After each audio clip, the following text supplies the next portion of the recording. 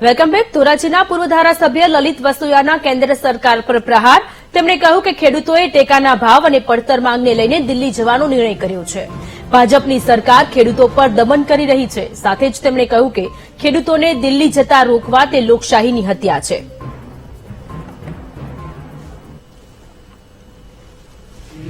દેશભરના ખેડૂતો લઘુત્તમ મૂલ્ય ટેકાના ભાવના કાયદો અને બાકીની પડતર માંગણીઓ અંગે દિલ્હી કૂચ કરવાનો કાર્યક્રમ આપ્યો છે।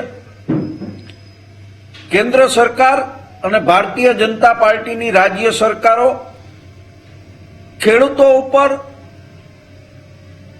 દમન કરીને ખેડૂતોને દિલ્હી જતા રોકવા માટેનો પ્રયત્ન કરે છે। આ લોકશાહીની હત્યા છે। દેશભરમાં ખેડૂતોને અમે પણ અપીલ કરીએ છીએ કે આપ જે વિસ્તારમાં હો ત્યાં એ વિસ્તારની અંદર તમારી માંગણીઓને લઈને આંદોલનનો રાહ અપનાવો। લડશું નહીં તો જીતશું નહીં। ભૂતકાળની અંદર પણ પંજાબ હરિયાણા ના ખેડૂતોએ આંદોલન કરીને આ કેન્દ્ર સરકારને ઝુકાવી છે।